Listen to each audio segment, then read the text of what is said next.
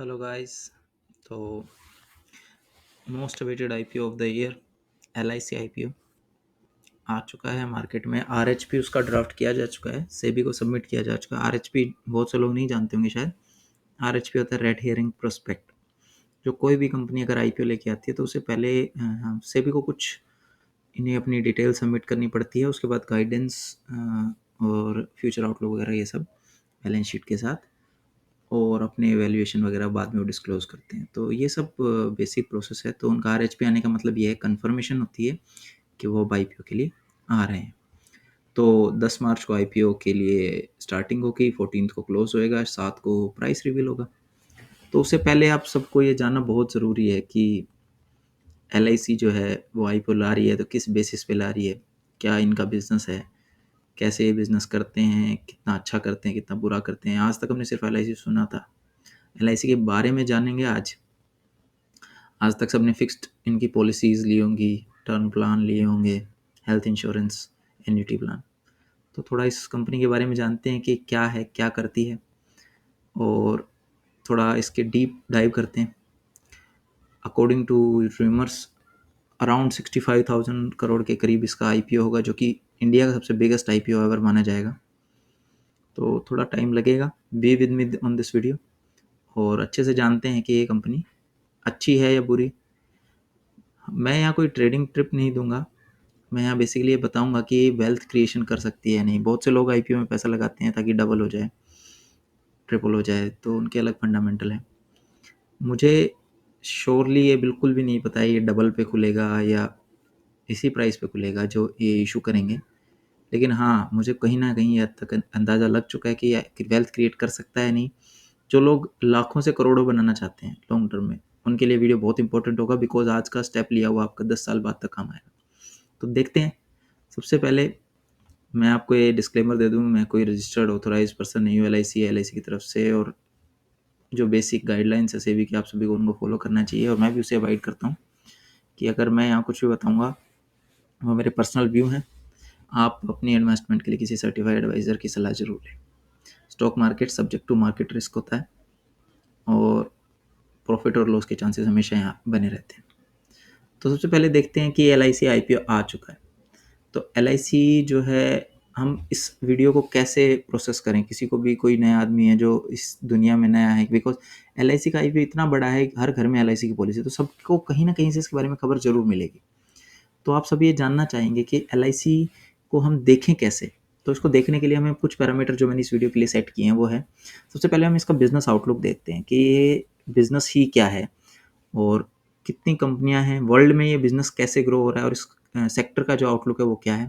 Then हम इस company के प्रीयर इन्वेस्टर, जैसे कि अलग अलग कंपनियां होंगी जो कि इंडिया के अंदर लिस्टेड होंगी या नहीं लिस्टेड होंगी, उनके बारे में थोड़ा जानेंगे, और लास्ट में खुद कंपनी के बारे में जानेंगे। इससे हमें अंदाज़ा लग जाएगा कि हाँ, ये अलग अलग लेवल पे किस प्रकार से परफॉर्म कर रही है। और एंड रिजल्ट में मैं आपको रेटिंग और साथ साथ ये भी ज़रूर बताऊंगा कि इसका प्राइस एक्सपेक्टेशन क्या है। तो शुरू करते हैं। तो सबसे पहले देखिए, इंडिया और वर्ल्ड का आउटलुक देखते हैं। तो इंश्योरेंस सेक्टर कोई बहुत ज़्यादा नया सेक्टर नहीं है, बट हाँ, मैं ये ज़रूर कहना चाहूँगा कि जैसे जैसे किसी भी कंट्री के अंदर अवेयरनेस, फाइनेंशियल लिटरेसी ये सब बढ़ता है, उस वैसे वैसे उस देश के लोग फाइनेंशियल प्रोडक्ट जैसे कि लाइफ इंश्योरेंस हो गया, म्यूचुअल फंड्स हो गए, या अदर फाइनेंशियल जैसे स्टॉक मार्केट, तो इनके बारे में भी ज़्यादा अवेयर होते हैं। बहुत से लोग आप में से देखा होगा कि आज से अगर हम 20 साल पहले की बात करें तो स्टॉक मार्केट के अंदर इन्वेस्टमेंट बहुत मुश्किल था, जबकि एलआईसी के अंदर इन्वेस्ट करना वहीं बहुत आसान था। तो क्यों? क्योंकि ये फाइनेंशियली ऐसा इंस्ट्रूमेंट ड्राइव किया गया था गवर्नमेंट के द्वारा जो लोगों को सेफ्टी नेट प्रोवाइड करे। हमारे देश के अंदर बहुत से इनिशियल टाइम में 1947 में जब हम आज़ाद हुए थे तो हमारे पास बेसिक फैसिलिटीज़ ही नहीं थी। तो ये इंश्योरेंस की शुरुआत वहीं से हुई थी। 1956 में एक एलआईसी एक्ट बनाया गया और उसके थ्रू ये कंपनी की स्टार्टिंग की गई। 1956 में मेयर एक छोटी सी रकम, 5 करोड़ की करीब की रकम लगाकर ये कंपनी शुरू की गई थी, जो कि आज बहुत बहुत बहुत बड़ी हो चुकी है। तो इसको वर्ल्ड की कंपैरिजन में देखना बहुत ज़रूरी है, बिकॉज इससे आपको क्लिम्स मिलेगा कि जैसे जैसी कंपनियां अमेरिका और चाइना के अंदर जैसी काफ़ी कंपनियां हैं जो बड़ी हो चुकी हैं, ये भी क्या उस जैसा ही बनने की कोशिश होगी, और क्या भारत का भी इंश्योरेंस सेक्टर उन जैसे सेक्टर्स की तरह होगा। तो देखते हैं सबसे पहले। तो आप सबसे पहले देखिए कि इंडिया और अदर जो मेजर इकोनॉमीज हैं उनके अंदर जो इंश्योरेंस पेनिट्रेशन कितना है। तो आप देखेंगे ताइवान जिसमें 14% ऑफ पॉपुलेशन इस इंश्योरेंस के अंदर आ चुकी है, south Africa, UK, Singapore, south Korea, Italy, Japan, France, ये सभी कंट्रियाँ इन पेनिट्रेशन के मामले में हमसे ज़्यादा आगे हैं। सेकंड पे हम देखेंगे लाइफ इंश्योरेंस इंडस्ट्री डेंसिटी। इसका मतलब क्या होता है, प्रीमियम पर कैपिटा अगर किसी कंट्री में मान लो 10 लाख रुपए का इंश्योरेंस होता है किसी कंट्री में और उसकी पॉपुलेशन 10 लाख रुपए है, तो इसका मतलब है कि हर एक इंसान ने 1 रुपया प्रीमियम दिया है। तो इस तरीके से अगर काउंट करें तो आप देखेंगे इंडिया के अंदर अभी सिर्फ और सिर्फ 60 US dollar per capita in life insurance density है। इसका मतलब है कि आम जन की बात करो तो प्रति व्यक्ति $60 का ही इंश्योरेंस आप करवा रहे हैं, जबकि यही बात अगर आप जाएंगे यूएसए में, फ्रांस में, यहाँ पर $2000, और हम ये अफोर्ड कर भी नहीं सकते। लोग सोचे कि $2000 हम क्यों नहीं करते हैं, रीज़न क्योंकि हमारी जो बेसिक इनकम है इंडिया की अभी भी वो average income per capita is $2000। तो हम अभी काफ़ी ज़्यादा एक अंडर पेनिट्रेटेड कंट्री में है जहाँ पर अभी इंश्योरेंस सेक्टर की बहुत डिमांड है। उसके बाद ये देखिए प्रोटेक्शन गैप। प्रोटेक्शन गैप का मतलब क्या होता है, लेट सपोज आपकी कंपनी में 200 एम्प्लॉई है, उन 200 के 200 को ही इंश्योरेंस कवर चाहिए, तो उनमें से कितने लोगों के पास इंश्योरेंस कवर है। तो आप इसकी अगर कैलकुलेशन करके देखेंगे तो इंडिया में ये गैप 83% आता है, जो कि एक बहुत बहुत बहुत बड़ा गैप है। इसका मतलब कि अगर किसी कंपनी में 100 एम्प्लॉयज़ हैं तो उनमें से सिर्फ और सिर्फ 17 एम्प्लॉयज़ ऐसे जिनके पास लाइफ इंश्योरेंस या टर्म इंश्योरेंस टाइप की कोई चीज़ें हैं, बाकी सभी लोगों के पास कोई भी टर्म प्लान नहीं है। अगर हम देखें कि ये ग्रोथ किससे ड्राइव होगी, ये ग्रोथ जो है वर्ल्ड के अंदर आप देखेंगे कि इंश्योरेंस का प्रीमियम एडवांस मार्केट के अंदर अब उस रफ्तार से ग्रो नहीं करता, और ये बेसिकली जीडीपी पर डिपेंड करता है। जैसे जैसे आपकी पर कैपिटा इनकम बढ़ेगी, लोगों की सैलरीज बढ़ेंगी, तो लाइफ इंश्योरेंस प्रोडक्ट लोग खरीदते हैं। आज से 10 साल पहले हम यही बात करते तो इंडिया की पर कैपिटा जीडीपी बहुत कम थी। उस समय में ज़रूरत क्या थी? हमें ज़रूरत होती थी फूड की, ग्रोसरीज़ की, इन सब की ज़रूरत होती है जो बेसिक रिक्वायरमेंट होती हैं। लेकिन लाइफ इंश्योरेंस एक सेकेंडरी रिक्वायरमेंट होता है, लेकिन फाइनेंशियल लिटरेसी के साथ-साथ अब ये प्राइमरी रिक्वायरमेंट भी बनता जा रहा है। जैसे-जैसे हमारी लिटरेसी बढ़ेगी, स्मार्टफ़ोन यूसेज, इंटरनेट बूम, और वैसे भी हमारी पॉपुलेशन जो है मिलेनियल्स की होती जा रही है इंडिया की, तो हमें जो है इंश्योरेंस सेक्टर की ज़रूरत सबसे ज़्यादा पड़ने वाली है। तो आप देखेंगे कि सेक्टर के अंदर ग्लोबली जो एडवांस मार्केट्स हैं उनके अंदर 2010 से लेकर 19 तक ग्रोथ 0.5% रही। एमर्जिंग मार्केट देखिए India, Indonesia, China, Malaysia, Thailand, इन कंट्रीज, वियतनाम, इनके अंदर 6.4। इट मीन्स हमने आउट परफॉर्म किया था वर्ल्ड को, आउट परफॉर्म किया था एडवांस मार्केट्स को, और वो भी अच्छे खासे मार्जिन से। इसका मतलब है इस सेक्टर के अंदर आगे फ्यूचर में भी डिमांड जारी रहेगी, क्योंकि हमारी कंट्री अभी बहुत ज़्यादा अंडर पेनिट्रेटेड है। अब आपको कुछ बड़े-बड़े इंश्योरेंस जायंट्स के बारे में बताता हूँ। आपको ये सुनकर ताज्जुब होगा कि वर्ल्ड के अंदर बहुत-बहुत मेगा मेगा साइज़ कंपनीज़ हैं, जो कि लाइफ इंश्योरेंस सेक्टर के अंदर हैं, और वो कंपनीज़ इस रेशो में ग्रो कर रही हैं कि अदर इंडस्ट्रीज़ को काफ़ी पीछे छोड़ चुकी हैं। एडवांस इकोनॉमीज़ के अंदर आप जाएँगे, यूएसए में, अमेरिका के अंदर, जापान के अंदर, या फ्रांस, यूरोप के किसी एरिया के अंदर, वहाँ पे लगभग-लगभग हर एक इंसान के पास कहीं न कहीं लाइफ इंश्योरेंस प्रोडक्ट होते हैं।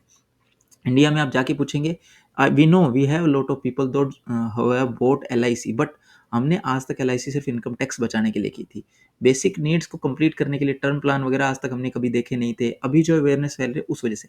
तो आप देखेंगे कि अमेरिका के अंदर 2 बड़ी-बड़ी कंपनी जिसका नाम north west mutual fund, China की 2 बड़ी कंपनियाँ, जापान की, इंडिया की 2 बड़ी कंपनियाँ, बट आप इनमें एक खास चीज़ देखेंगे कि इंडिया के अंदर जो लाइफ इंश्योरेंस सेक्टर की कंपनी है एलआईसी, वो इंडिया की 64% मार्केट को कवर करती है। इट मीन्स कि इंडिया में हर 100 में से 64 इंसान जो है एलआईसी की ही पॉलिसी लेता है। इवन तो हमारी पेनिट्रेशन कम है, लेकिन उस कम पेनिट्रेटेड इंडिया के अंदर भी एलआईसी, जो कि 1956 से प्रेजेंट है, उसने अपने पकड़ इतनी ज़बरदस्त बना रखी है। हमारे और इंश्योरेंस कंपनी जैसे एसबीआई लाइफ इंश्योरेंस, वो भी धीरे धीरे ग्रो कर रही है, और आज वो 8% मार्केट को कवर करती है। अब नेक्स्ट पे देखेंगे कि कौन सी इंश्योरेंस की टोटल एसेट, जैसे टोटल एसेट से बेसिकली मेरा मतलब क्या है, आप लोग प्रीमियम पे करते हैं एलआईसी को, तो एलआईसी प्रीमियम का करती क्या है, वो उसका एक एसेट होता है, वो लायबिलिटी नहीं होती, वो उसको इन्वेस्ट करती है इक्विटीज में, बॉन्ड में, गवर्नमेंट बॉन्ड के अंदर, और उससे वो रिटर्न जनरेट करती है। देन आफ्टर वो आप कुछ पेमेंट आपको करती है, और बाकी हिस्सा कमीशन और प्रॉफिट के रूप में वो खुद रखती है। तो अगर आप देखेंगे, जिस कंपनी का जितना ज़्यादा बड़ा एसेट अंडर मैनेजमेंट होगा, वो कंपनी उतनी ही अच्छी पोजीशन में होगी। तो आप देखेंगे कि बहुत कम इंडियन कंपनीज हैं जो वर्ल्ड में कंपनियों को, टॉप कंपनियों को कम्पीट करती हैं। तो आप देखेंगे कि जो पिंग इंश्योरेंस जो चाइना की है, अलियंस जर्मनी, एक्सा, मेटलाइफ, उसके बाद सिक्स सिक्स नंबर पर अवीवा, और सेवन्थ नंबर पर चाइना की लाइफ, और 7th और 8th नंबर पर इंडियन कंपनी जिसका नाम है LIC वो आती है।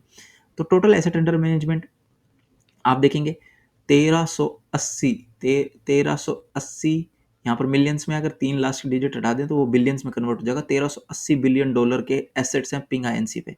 वहीं इंडिया की बात करूं तो इंडिया के पास सिर्फ और सिर्फ 507 बिलियन डॉलर के एसेट्स अंडर मैनेजमेंट है। इससे क्या होगा कि हमारे पास अभी भी ह्यूज स्कोप बचा हुआ है। आप जरा अंदाजा लगा के देखिए, चाइना के पास 2 कंपनियां हैं इंश्योरेंस सेक्टर में, और दोनों मिलकर टोटल लगभग लगभग 2000 बिलियन डॉलर का, यूएसडी डॉलर का बिजनेस करती हैं, एसेट अंडर मैनेजमेंट करती हैं। तो आप अंदाजा लगा सकते हैं उनके पास ग्रोथ कितनी ज़बरदस्त हुई है। सेम इंडिया भी रिपीट करेगा नेक्स्ट 50 ईयर्स के अंदर, इंडिया भी यही कहानी रिपीट करने वाला है। सेकंड, इनकी ग्रोथ देखिए, फाइनेंशियल ईयर 16 से 20 तक 14% की ग्रोथ। उसके बाद आप चेक करेंगे 16 से 20 तक इनका नेट प्रीमियम, उसकी ग्रोथ 15% चाइना की कंपनियों की। और उसके बाद देखेंगे CAGR ग्रोथ 16 से 20। तो इसका मतलब है कि 16 से 20 तक जो इमर्जिंग इकोनॉमीज है उनके अंदर इंश्योरेंस प्रीमियम की ग्रोथ अच्छी रही। वहीं हम देखेंगे लाइफ इंश्योरेंस कॉर्पोरेशन, वो कंटिन्यूसली 8% से बढ़ रही थी पिछले एसेट अंडर मैनेजमेंट में जो 16 से 20 तक है। प्रीमियम जो है उसके घटे हैं, 6% हो गए हैं, और ग्रोथ जो उसकी वैसी प्रॉफिट आफ्टर टैक्स रही वो अब 5.1% की रही है। अब इससे हम नेक्स्ट पे चलते हैं। हम ज़रा देखते हैं कि ग्रॉस प्रीमियम कौन सी कंपनी सबसे ज़्यादा लेती है। तो सबसे ज़्यादा ग्रॉस प्रीमियम के मामले के अंदर सबसे बड़ी कंपनी हम सामने आती है पिंग आईएनसी, जो कि हमने पीछे भी देखा, एसेट अंडर मैनेजमेंट सबसे ज़्यादा उनके पास ही है और सबसे ज़्यादा एसेट भी उन्हीं के पास है। लेकिन लाइफ इंश्योरेंस का सबसे ज़्यादा प्रीमियम लेने वाली कंपनी पिंग आईएनसी नहीं है, वो अलियांज है। तो पिंग आईएनसी उसमें सेकंड नंबर पर आते हैं, और इंडिया की LIC आपको प्राउड होगा कि 5th नंबर पर सबसे ज़्यादा लाइफ इंश्योरेंस प्रीमियम कलेक्ट करने वाली कंपनी। अब ज़रा आगे चलते हैं कि LIC जो है उसको किस नज़रिए से देखना चाहिए, बिकॉज बहुत से लोग जिन्होंने LIC की पॉलिसी ले रखी होगी तो उन्होंने देखा होगा कि LIC होम लोन्स भी देती है, और LIC के जो म्यूचुअल फंड्स है वो भी आते हैं, तो वो भी उसी वर्टिकल में है। तो धीरे धीरे कंपनी ने अपने बिजनेस को भी डाइवर्सिफाई किया है और अलग अलग वर्टिकल भी किए हैं। तो सबसे पहले हम ये देखते हैं कि इसके पीयर्स जो कि इंडिया में लिस्टेड है उनके साथ इसका कैसा रिलेशनशिप है। तो आप देखेंगे कि LIC, उसके बाद जो सबसे बड़ी कंपनी आती है वो है SBI लाइफ, तीसरा HDFC लाइफ, फोर्थ पे ICICI प्रूडेंशियल, देन मैक्स और बजाज अलियांस। ये मेजर प्लेयर है जिनमें से LIC अभी लिस्ट होने जा रहा है और बाकी सब लिस्ट हो चुके हैं। अदर्स कंपनियां भारत के अंदर टोटल 18 प्लेयर्स हैं, जिनमें से बाकी सब कंपनियां इतना ज़्यादा बिजनेस नहीं कर पाती। तो LIC जो 64% मार्केट को कवर करती है, इसका मतलब है बाकी सभी कंपनियां 24 और अदर्स जो है वो 11% का मार्केट कवर करती है।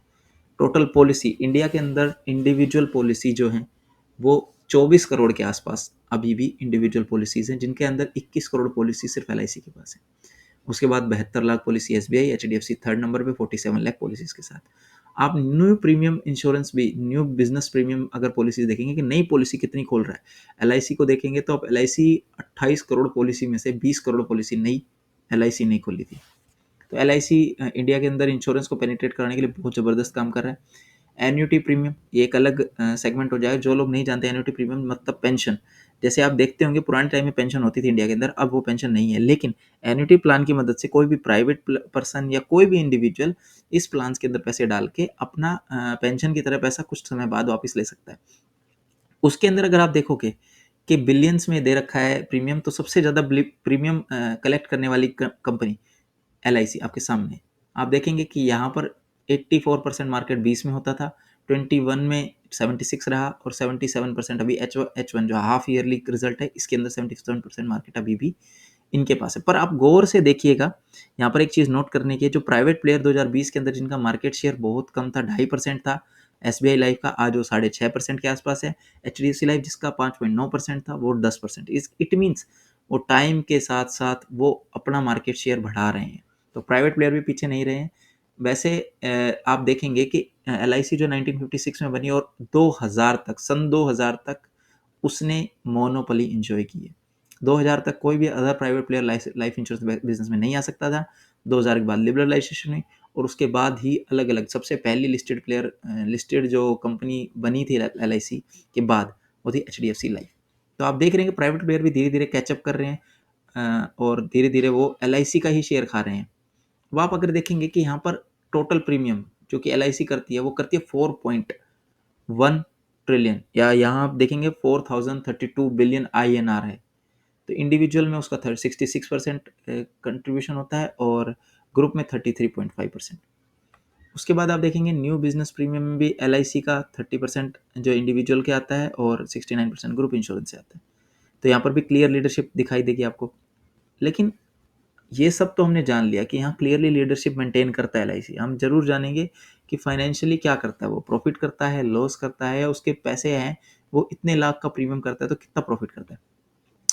तो LIC जो है अकेला नहीं काम करता है, LIC के अलग अलग ब्रांचेज है, जैसे LIC pension fund, LIC asset under management, LIC housing finance, LIC Sri Lanka limited, LIC Singapore, IDBI bank और LIC नेपाल। तो इन सब का कंसोलिडेटेड बिजनेस LIC को मिलता है। और LIC जो है वो टोटल 4.1 ट्रिलियन, वो कि बहुत बहुत बहुत बड़ा नंबर है इंडियन इकोनॉमी के हिसाब से। अभी इंडियन एक मिडिल क्लास इकोनॉमी है, थोड़ी देर में अपर मिडिल क्लास बनेंगे तो ये ट्रिलियंस में चेंज होकर आराम से डबल होने की क्षमता रखता है। इसका टोटल प्रॉफिट जो कि है 2974 करोड़, 28 करोड़ पॉलिसी है, 64% मार्केट कैप रखता है। अब हम ये जरा देखेंगे कि इतना प्रॉफिट करता है, इतना लॉस करता है, तो इसमें क्या चैलेंजेस हैं कि कैसे ये आगे जाके अपना गोल्स को सस्टेन करेगा, कैसे प्रॉफिट करेगा, कैसे चलेगा। तो इसके लिए देखने के लिए सबसे पहले देखिए कि प्राइवेट प्लेयर्स जो हैं वो भी अपनी ग्रोथ फास्ट कर रहे हैं, वो 20% की रफ्तार से ग्रो कर रहे हैं और अपने मार्केट को धीरे धीरे धीरे करके बढ़ा रहे हैं। ट्रस्टेबिलिटी जो कि पहले LIC अकेले में थी, आज वो प्राइवेट प्लेयर में देखने को मिलती है। लोग जो हैं वो सोशल वेलफेयर से देख रहे हैं, अब प्रॉफिट से देखना पड़ेगा उनको। आज तक LIC सिर्फ सोशल वेलफेयर करती थी, जब वो मार्केट में लिस्ट होगी तो उसके लिए इन्वेस्टर्स आएंगे, इन्वेस्टर उनमें इन्वेस्ट कर रहे हैं तो वो प्रॉफिट के लिए कर रहे हैं। तो LIC को प्रॉफिट पे भी फोकस करना पड़ेगा।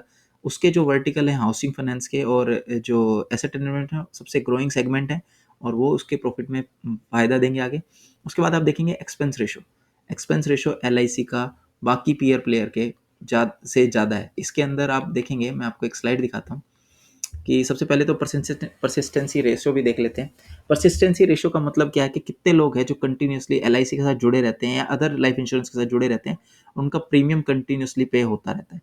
तो आप देखेंगे कि फर्स्ट ईयर का प्रीमियम पे करने वाले LIC में 79% होते हैं, सेकेंड ईयर का प्रीमियम तक रुकने वाले 70। तो ऐसे करते करते अगर आप 5 साल की बात करें तो 59% प्रीमियम ही कंटेन रह पाता है।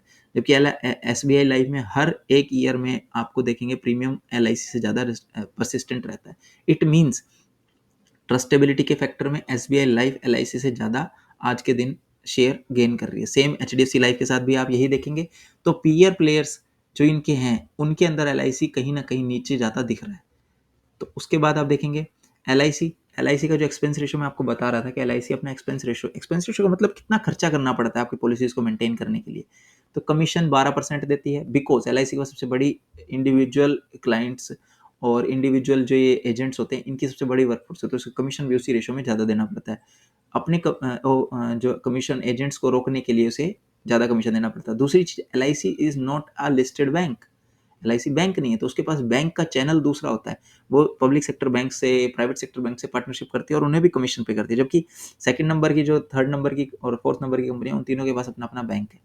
SBI के पास अपना बैंक है, HDFC लाइफ, प्रूडेंशियल के पास भी अपना बैंक है। तो इनको जो है कमीशन में कम पैसा देना पड़ता है। तो आप देखेंगे कि SBI लाइफ इसके अंदर बाजी मार जाता है।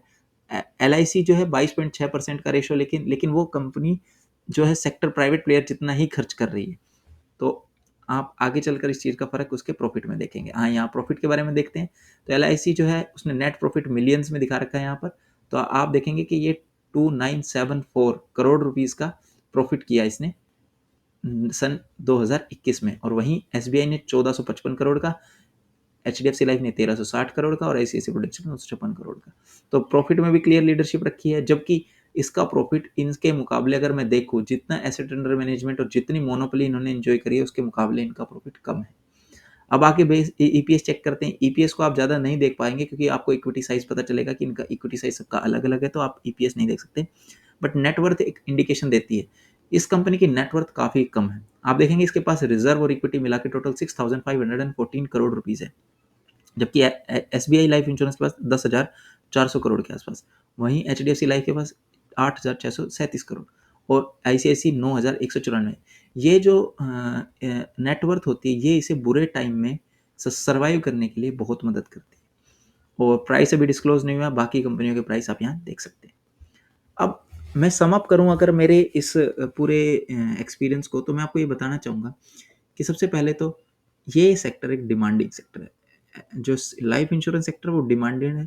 नेक्स्ट डेकेड में 20% पर साल की रफ्तार से आराम से ग्रो कर सकता है। इस सेक्टर के अंदर मैक्सिमम एजेंट और मैक्सिमम पॉलिसी जो सेल करेगा वही मार्केट लीडर होगा। आज के टाइम में LIC को इसमें टक्कर देने वाला नज़दीक तक भी कोई नहीं दिखता है। सेकंड नंबर पे हम डिस्कस करेंगे कि प्रॉफिट और कंसिस्टेंसी कैसी है इस कंपनी की। इस कंपनी के पुराने पास्ट की हिस्ट्री अगर कोई भी चेक करोगे आप, ये हमेशा से ही प्रॉफिट करती आ रही है। Reason is that early startup है, 1956 में स्टार्ट कर लिया था जब LIC जो लाइफ इंश्योरेंस है वो मेयरली बहुत कम लोगों को बारे में अंदाजा था। तो इनकी मैनेजमेंट जो है वो बहुत ही कहते हैं मैच्योर हो चुकी है, उनको प्रॉफिट करना आसानी से आता है, नए नए वर्टिकल को एक्सप्लोर करना आता है। But due to lack of कह लो कि गवर्नमेंट का बिजनेस की तरफ थोड़ा एटीट्यूड, कह लो कि PSU काइंड ऑफ थिंग है ये, तो इस वजह से गवर्नमेंट ने जो है अदर सेक्टर्स के अंदर थोड़ा सा कम इन्वेस्टमेंट किया रादर देन जो है ऐसी चीज़ों के अंदर इन्वेस्ट करना कि जहाँ से ज़्यादा प्रॉफिट जनरेट हो उसके। तो इनका प्रॉफिट उस रफ्तार से नहीं बढ़ा, लेकिन हाँ consistently they are giving profits और गवर्नमेंट को डिविडेंड भी प्रोवाइड कर रहे हैं। सेक्टर लीडर हैं, सेक्टर लीडर नहीं, इन्हें मैं सेक्टर जाइंट कहूँगा। 4.1 trillion asset total premium collect करना और 5 लाख $मिलियन का आपको एसेट अंडर मैनेजमेंट होना। वो आज भी किसी भी एसेट मैनेजमेंट कंपनी के पास भी उतना एसेट अंडर मैनेजमेंट नहीं होता। इंडिया की बिगेस्ट DII है। पीयर इन्वेस्टर्स की बात करें, इस कंपनी में जीरो इक्विटी डायल्यूशन, अभी तक 100% गवर्नमेंट ऑफ इंडिया ओन करती थी और अभी भी वही कर रही है। इस IPO के द्वारा 5% ऑफ इक्विटी डिजोल्व करी जाएगी, 95% आपके पास रहेगी और फ्यूचर के अंदर धीरे धीरे डायल्यूशन होगी, लेकिन स्टिल गवर्नमेंट ऑफ इंडिया इसमें मेजर रोल रहेगा, बोर्ड ऑफ डायरेक्टर्स नहीं चेंज हो सकते। और प्राइस अभी इसका डिस्क्लोज हुआ नहीं है, तो हम एक्सपेक्टेशन लगाने की कोशिश, स्पेकुलेट करने की कोशिश करेंगे कि क्या प्राइस हो सकता है। प्राइस जो है मैं सीधा आपको बता दूं, मेरी एक्सपेक्टेशन है 2000 से 2200, जो कि एक कैलकुलेटेड चीज़ है। और इसके टोटल नंबर ऑफ शेयर आपको सबसे पहले बता दूं 683 करोड़ शेयर है, फेस वैल्यू 10 है सभी की, 100% गवर्नमेंट ऑफ इंडिया के पास है। अभी तक कोई एंकर इन्वेस्टर नहीं, कोई भी क्वालिफाइड इंस्टीट्यूशनल नहीं इन्वेस्ट कर रखा है इसमें। और ये असली में ऑफर क्या दे रहे हैं, ऑफिस है, इसमें कोई फ्रेश इक्विटी नहीं आ रही। ऑफिस का मतलब होता है कि जो शेयर सेल करेगी गवर्नमेंट ऑफ इंडिया को उसको पैसा मिलेगा, इस कंपनी के अंदर वो पैसा नहीं जाने वाला, तो इसके बिजनेस पे इस पैसे का कोई भी फर्क नहीं पड़ेगा, ना इसका रिजर्व इंक्रीज होगा ना ही इसकी इक्विटी इंक्रीज होगी। तो OFS में 31 करोड़ 683 करोड़ में से 31 करोड़ सेल किए जाएंगे शेयर, जिसमें से अलग अलग लोगों को अलग अलग शेयर रिजर्व हैं। इसके अंदर एक स्पेसिफिक चीज़ बताई गई है जो कि है 10% ऑफ शेयर्स पब्लिक शेयर के अंदर अलग से रिजर्व किए जाएंगे, जो कि सिर्फ LIC पॉलिसी होल्डर ही खरीद सकते हैं। और उसकी एक्स डेट थी 13 फेब 2022, मतलब 13 फेब 2022 से पहले अगर आपके पास कोई भी LIC की पॉलिसी थी तो आप इंडिविजुअली उसके अंदर अप्लाई कर सकते हैं। अब कई लोगों को इसके बारे में डाउट आएंगे, आप कमेंट बॉक्स में मुझसे पूछ लीजिएगा, मैं आपको श्योरली कोई भी डाउट होगा पॉलिसी से रिलेटेड या इस शेयर से रिलेटेड कि कौन अप्लाई कर सकता है कोई नहीं, मैं उसको बता दूंगा। अब उसके बारे में थोड़ी सी कैलकुलेशन कर लेते हैं। इशू 10 मार्च को ओपन होगा, क्लोज 14 मार्च को होगा। प्राइस एक्सपेक्टेड मैंने आपको बता ही दिया, 2000 से 2200 के आसपास होगा। PE से निकल के आएगी 468, जो कि बहुत बहुत बहुत ज़्यादा है। पीयर कंपनीज के PE जो है 100 के अराउंड होते हैं, जो कि मानता हूँ काफ़ी ज़्यादा है, बट स्टिल इसका उससे भी बहुत ज़्यादा है। इशू साइज आएगा 31 करोड़ शेयर का, लगभग 5% इक्विटी है ये। डिस्काउंट एक्सपेक्टेड किया जाएगा 10% एम्प्लॉइज को मिलेगा डिस्काउंट और 10% पॉलिसी होल्डर को। और मार्केट लॉट साइज आएगा इसका 7 का। और आप देखेंगे कि क्या हम अंदाजा लगाएं कि क्या रेंज मिलेगी एम्प्लॉइज को। 1.58 करोड़ शेयर मिलेंगे, जो कि 5% ऑफ टोटल शेयर्स होंगे, उनको 10% डिस्काउंट मिलेगा, तो 1800 से 1900 का भाव उनको मिलने वाला है। पॉलिसी होल्डर को 3.16 करोड़ मिलेंगे, 10% ऑफ इक्विटी है और 10% डिस्काउंट मिलने के बाद उनको भी 18। बाकी सभी को कोई डिस्काउंट नहीं है। एंकर इन्वेस्टर 8.5 करोड़ शेयर के आसपास, QIB को 5.3 करोड़ शेयर, NIS को 4 करोड़ शेयर, रिटेल जो non participating non policy holder हैं 9.4 करोड़। तो इसमें आप एक अच्छी चीज़ देखेंगे कि रिटेल पार्टिसिपेशन सबसे ज़्यादा मांगा गया है। गवर्नमेंट ऑफ इंडिया चाहती है कि इस कंपनी में आप हिस्सेदार बने। अब आप कहेंगे कि आपने कैसे एक्सपेक्ट किया कि 2000 से 2200 का प्राइस आएगा, तो आप एक चीज़ ध्यान से देखेंगे कि गवर्नमेंट को लगभग इस साल का डिस इन्वेस्टमेंट टारगेट 65,000 करोड़ का बचा हुआ है। टोटल 78 करोड़ था, लगभग 12-13 करोड़ के आसपास उन्हें मिल चुका है इस साल का, जो कि बजट स्पीच में आपने सुना होगा। लेकिन अभी भी उनके पास 65,000 करोड़ की कमी है, जो कि इस साल पूरा करना चाहते हैं। उसे पूरा करने के लिए उन्हें कुछ सेल करना पड़ेगा, जिसको सेल करने के लिए उन्हें सबसे पहले LIC दिखा। LIC के जो एम्प्लॉय शेयर होंगे उनको अगर आप कैलकुलेट करेंगे तो 3,000 करोड़ के शेयर वो बिकेंगे, पॉलिसी होल्डर के 6,000 करोड़ के शेयर, एंकर इन्वेस्टर के 17,000, QIB 11,200 करोड़ में, NIS 84,000 करोड़ में, 100 करोड़ में, और रिटेल पॉलिसी होल्डर 20,000 करोड़ में। तो टोटल अगर सम अप करेंगे तो लगभग लगभग 65,000 के आसपास ये सम आएगा। अब आप देखेंगे कि हम इसके ऊपर क्या व्यू रखते हैं। मैं इस पे बेसिकली क्या व्यू रखता हूँ, आप इंडस्ट्री में देखेंगे top class industry, fastest growing, top quality, top sales, top growth इन कंपनी में देख रहे हैं आप। चाइना की कंपनियों को देख रहे हैं, अमेरिकन कंपनियों को देख रहे हैं, highly growing, emerging market highly growing है। सेल्स ग्रोथ आप देखेंगे, सेल्स ग्रोथ जो है बेशक इन्होंने मार्केट कैप्चर किया हुआ है, इनके पास 21 करोड़ पॉलिसी है, बट वो 8% की रफ्तार से ही ग्रो पा रहा है। इंडिया जो है, अगर अच्छे टाइम्स की बात करूं, इंडिया 8% के आसपास ग्रो करता है इंडिया जीडीपी। तो ये सेम टू सेम जीडीपी जैसा ग्रो कर रहे हैं, हम इन्हें बुरा भी नहीं कह सकते हैं, लेकिन अगर हमें वेल्थ क्रिएट करनी है उसके लिए हमें ऐसी ऐसी कंपनीज चाहिए जो 16-17% से भी अच्छा ग्रो कर सके। तो सेल्स ग्रोथ के मामले में इसको आधा स्टार दूंगा। प्रॉफिटेबिलिटी में कंसिस्टेंटली प्रॉफिट करता है, प्रॉफिट मार्जिन में भी कोई प्रॉब्लम नहीं है, इस कंपनी के पास एसेट अंडर मैनेजमेंट बहुत ज़्यादा है, तो मुझे नहीं लगता फ्यूचर में इसके प्रॉफिटेबिलिटी में कोई प्रॉब्लम आने वाली है। तो मैं नेक्स्ट 50 ईयर्स के लिए भी इसके लिए अश्योर्ड हूँ। तो प्रॉफिटेबिलिटी इसकी अच्छी है। वैल्यूएशन की बात करें, वैल्यूएशन अगर ये 2000 के आसपास लिस्ट होता है तो वैल्यूएशन बहुत ज़्यादा हाई है, उसमें आप इसे हाफ स्टार भी दे सकते हैं, बिकॉज ये एक मोनोपोली बिजनेस एंजॉय कर रहा है, तो आप कह सकते हैं कि हाँ इसकी जस्टिफाइड है। बट मेरे हिसाब से वैल्यूएशन हाई वैल्यूज़ पे है, तो इसको हाफ स्टार मैंने यहाँ दिया है। और फ्यूचर आउटलुक अगर मैं देखूँ तो इस कंपनी का फ्यूचर आउटलुक में मुझे कोई परेशानी नहीं लगती। मैनेजमेंट ने अभी जस्ट ही LIC housing finance, LIC cards और LIC एसेट मैनेजमेंट 3 टाइप के अलग वर्टिकल स्टार्ट कर दिए हैं। हो सकता है फ्यूचर में लाइफ इंश्योरेंस सेक्टर से जितनी इनकम आती है उतनी इन तीनों वर्टिकल से है, तो फ्यूचर आउटलुक भी इनका परफेक्ट लगता है। तो अगर हम सम अप करें तो इसको लगभग लगभग मैं पूरे 5 स्टार में से 4 स्टार दूंगा। और 4 स्टार के बाद मैं ये कहूँगा कि इस कंपनी के IPO में आप अप्लाई कर सकते हैं अगर आपके पास कोई भी लाइफ इंश्योरेंस सेक्टर की कंपनी नहीं है, और इसको अपने पोर्टफोलियो एलोकेशन के हिसाब से ही इन्वेस्ट करें। आप इसके अंदर अगर सारा पैसा इन्वेस्ट कर देंगे तो क्योंकि ये ग्रोथ 8% से करेगी, तो आपका इसका शेयर भी 8 से 10% की रफ्तार से ही ग्रो करता रहेगा। लॉन्ग टर्म में डिविडेंड आएगा, कंसिस्टेंटली डिविडेंड आएगा, प्रॉफिट मेकिंग कंपनी है तो आपको डिविडेंड भी कंसिस्टेंट आएगा, और 10 से 12% की ग्रोथ आप मान सकते हैं कंपनी के शेयर प्राइस में अप्रिशिएट होती रहेगी हर साल की। और नेक्स्ट 30-40 ईयर्स तक अगर आप कैलकुलेट करेंगे 12% इक्विटी की ग्रोथ आपको मिलेगी, कोई बहुत बुरी नहीं है। बट हाँ, अगर आप वेल्थ क्रिएट करना चाहते हैं, there are several other option, आप उनको भी ट्राई कर सकते हैं। और ये मेरा एक बेसिक एनालिसिस था LIC के बारे में। इससे ज़्यादा मुझे नहीं लगता है कि LIC के बारे में कोई एक आदमी जानकर भी कुछ करेगा। इतना आपके लिए सफिशिएंट है LIC का IPO जानने के लिए। और अगर इससे भी ज़्यादा आपका कोई क्वेश्चन है, कोई क्वेरी है, आप मैं बहुत खुश होऊंगा, आप इसका कमेंट बॉक्स में क्वेश्चन पूछेगा, मैं उसका आंसर दूंगा। और तब तक के लिए सेफ रहिए, इन्वेस्टेड रहिए, और वेट करिए LIC का IPO प्राइस रिवील होने का। और अगर आपको वीडियो अच्छी लगी तो सब्सक्राइब करिएगा, चैनल को लाइक करिएगा, अपने दोस्तों के साथ शेयर करिएगा। बहुत से लोग हैं जिनको LIC की ये वीडियो शायद काम लगे। Thank you.